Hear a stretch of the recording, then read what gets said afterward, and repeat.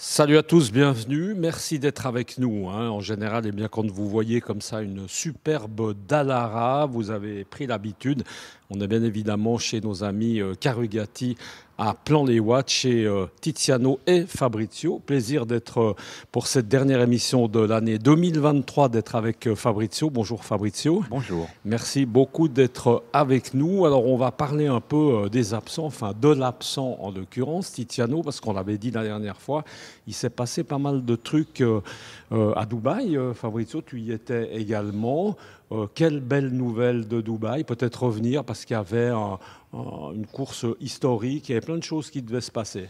Oui, ben, il y avait les 1000 et Emilia, en fait, qui est une course qui normalement se fait en Italie, mais ils ont fait une édition à Dubaï. 1000 Emilia, ils ont fait Dubaï, Oman.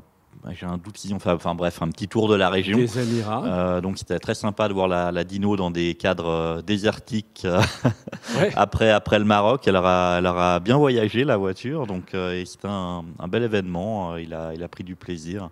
Et ensuite, il y avait le Gulf Classic pendant un week-end. Ça s'était organisé par un ami. Très bel événement. Des vieilles Formule 1, des vieux protos du Mans, des pilotes des grands pilotes. Il y avait Alain Prost qui a roulé sa Ferrari de l'époque, qui était pilote Ferrari. Il y a des vainqueurs du Mans. Il y a eu vraiment un beau plateau de beaux véhicules. Mais toi, du coup, tu étais en spectateur ou tu roules quand même un peu? Parce qu'on a l'impression que tu parles de ceux qui ont roulé, mais que toi, tu regardais plutôt. Oui, alors moi, je suis plutôt spécialisé dans l'apéritif, le cigare L'assistance. et ouais, l'assistance et le public. Bon, ça va aussi. Mais je devais rouler cette année et vu que c'était un peu stress, je ne l'ai pas fait. Mais j'ai bien fait de ne pas le faire parce que la voiture que je vais rouler a fait 2 lignes droites avant de tomber en panne. Ah bon, alors ça va. Alors c'est que c'est Donc pas. je n'ai rien loupé. Alors c'est pas si grave. Avec mon cigare au bord de la plage. Bon, alors c'est pas si grave. Oh, peut-être un mot, parce qu'on a vu aussi, bien présent du reste, les Carugati sur les réseaux sociaux. On a vu des belles images, des belles vidéos, des belles photos.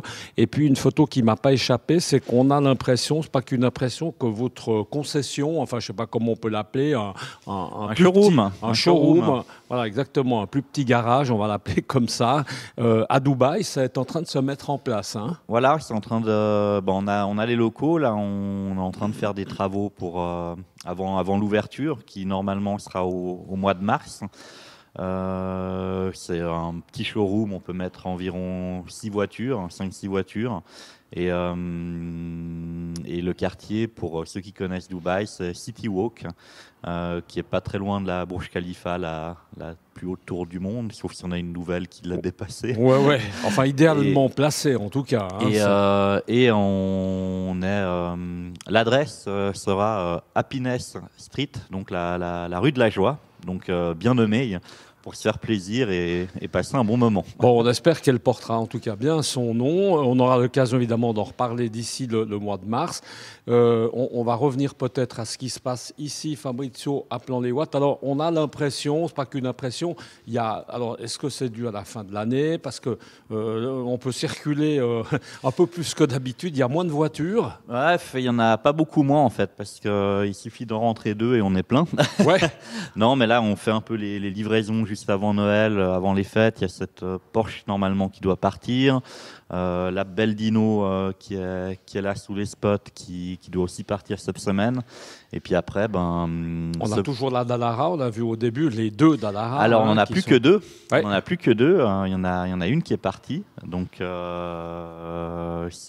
il y en a une seconde qui a failli partir. Mais voilà, on a 1 sur 3, peut-être 2 sur 3, on va voir. Donc c'est le mois un peu des Dallara. Peut-être l'occasion, Fabrizio, comme c'est la dernière émission de l'année, de faire comme ça un rapide bilan, on va dire, de cette année. C'est intéressant au niveau d'un garage, évidemment, comme le vôtre, avec des voitures, enfin pour la plupart des voitures, un peu de prestige, de collection, etc. Il n'y a pas que ça à préciser, mais disons que c'est quand même le gros de votre parc de véhicules. L'année a été comment, globalement 2023, ça restera une belle année, moyenne, au retour du Covid, tout ça C'était non, 2023, je pense que, en tout cas dans notre domaine, c'était la moins bonne année depuis 3 ans.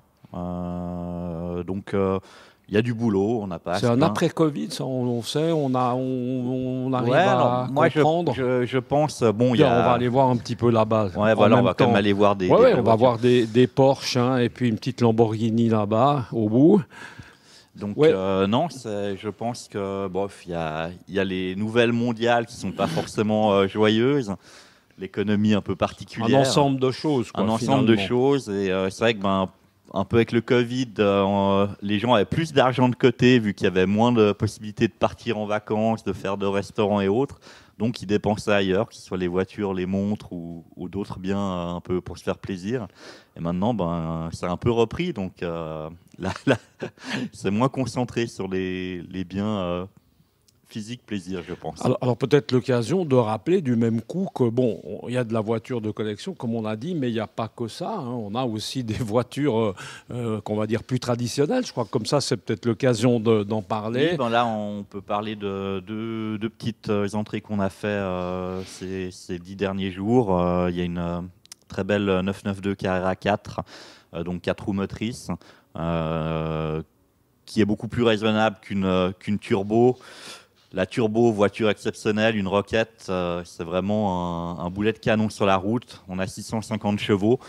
Mais pour la ville, c'est vrai qu'on ne peut pas trop les exploiter. Alors si on veut être raisonnable, on peut avoir une belle Carrera 4 avec 385 chevaux, ce qui est déjà suffisant. J'avais peur que tu oublies les 5 chevaux, c'est important. 385. C'est quand même important. En tout cas, pour la taxation, ils ne les oublient pas. Ouais, c'est ça, exactement. Mais, ce qui est impressionnant, c'est toujours l'état de ces voitures. Hein. Oui. Bon, c'est quand même. Celle-là, elle a 3 ans et un peu moins de 30 000 km.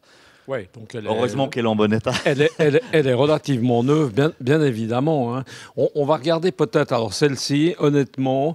Elle me plaît complètement, mais à moins que je joue à l'euro-million, je pense que ça va s'arrêter. Là, elle est magnifique. Oui, c'est vrai que là, en plus, on peut pas se comparer un peu de marques qu'on n'avait pas l'habitude de rouler l'hiver, mais Lamborghini pour le Urus avec ce bleu violacé satiné qui est magnifique. Magnifique. Et ou alors une Ferrari FF aussi 4 roues motrices pour la montagne en pneu neige. On peut la rouler toute l'année. Mais ça, véritablement, oui, on est à l'aise. Fabrizio, tu as essayé. Oui, avec les pneus neige et le 4x4, c'est une voiture qui marche très bien dans la neige. Le Urus, bien sûr que oui. Aussi top. Mais c'est vrai que l'avantage de Lamborghini, c'est toujours des configurations, des looks et des couleurs un peu, comment dire, audacieuses. Un peu, disons carrément. On n'est pas dans la demi-mesure. C'est vraiment... ça garde le côté très sportif. Puis l'originalité, c'est vraiment ce côté anguleux comme ça. Hein. Il y a plein de... C'est très original hein, au niveau carrosserie. On va peut-être avancer un tout petit peu. Fabrizio, si tu veux bien. Il y a encore, il y a encore à redire, si je puis dire. C'est un peu des voitures qu'on a vues par là autour. Pour le côté montagne, un peu hivernal, on a toujours ce beau Toyota Land Cruiser entièrement restauré est à concours.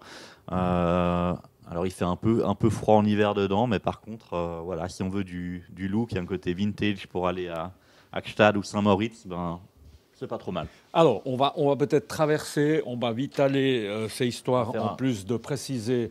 Alors, on va traverser parce que chez Carugati, c'est l'occasion peut-être de le rappeler, c'est que ça se passe de deux côtés. Il y a une partie, on va dire un peu plus vitrine, showroom, magasin, si on peut l'appeler comme ça.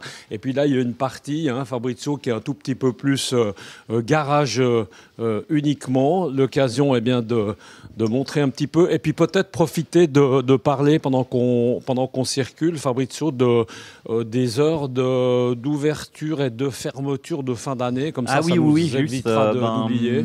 On va fermer ce vendredi 22 au soir et on rouvrira le 8 janvier. Voilà, des vacances bien méritées. Alors là, on ne sait plus vraiment où donner de la tête, parce qu'il y en a partout, il y a de tout. Comme d'habitude, il y a de toutes marques, toute époque. On va essayer de s'attarder alors sur une, peut-être plus précisément, comme ça aurait été une émission Porsche, c'est ça un peu ? Ouais, je voulais parler de celle-là qui est rentrée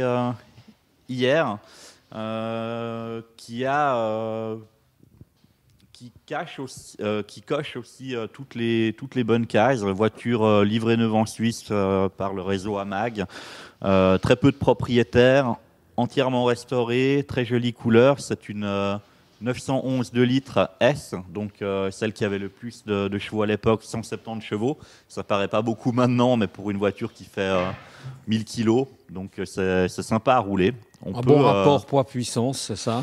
Voilà, et c'est une mécanique fiable, rustique et agréable à rouler comme voiture de collection. La boîte est relativement douce.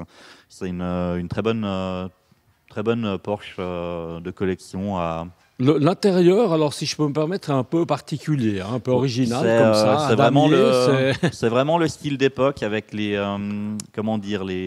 côtés en vinyle ou en cuir et le centre en tissu un peu à damier comme ça. C'est vraiment typique de ces époques-là. Moi, j'ai presque envie de dire, messieurs, si vous voulez faire plaisir à votre épouse, par exemple, à mon avis, c'est une très très belle occasion. Hein. C'est une très belle voiture, peut-être également, je trouve, hein, personnellement, qui peut faire assez féminine. Chaque année, à la même époque, je pose un peu la même question, Fabrizio, mais elle a été posée. Est-ce que les voitures, parfois, peuvent faire l'objet, oui, de cadeaux? Typiquement, là, j'en parle, du monsieur qui vient et qui veut faire plaisir à sa femme, et allez, hop, ça peut arriver. Ouais. Ça peut arriver. Ça peut arriver. Ok, on espère que ça arrivera surtout. Alors, inutile de dire qu'on n'a pas vraiment fait le tour, hein, puisque là, on le voit sur ces dernières images signées aujourd'hui de mon ami Benoît Perret-Gentil de chez Cornland à la caméra. Merci à lui déjà. On termine peut-être sur 2-3 images pour les passionnés de toutes ces voitures, hein, qui sont certaines surélevées. On voit de la Ferrari, on voit de la Porsche, on voit de l'Alfa Romeo, on voit vraiment un peu de tout. La belle voiture de partout. Voilà, de la belle voiture de partout. Fabrizio, merci beaucoup en tout cas d'avoir été avec nous pour cette dernière émission. Je profite de remercier évidemment également Tiziano pour votre confiance accordée tout au long de cette année 2023. Merci beaucoup à vous, tous les passionnés. Vous êtes de plus en plus nombreux à nous suivre sur l'ensemble de nos réseaux sociaux. On se retrouve en pleine forme d'ici fin janvier avec peut-être quelques belles nouveautés à l'horizon. Passez des excellentes fêtes. Merci bonne beaucoup. Bonne fête. Joyeux Noël. À très bientôt. Joyeux Noël à vous. À bientôt. Ciao.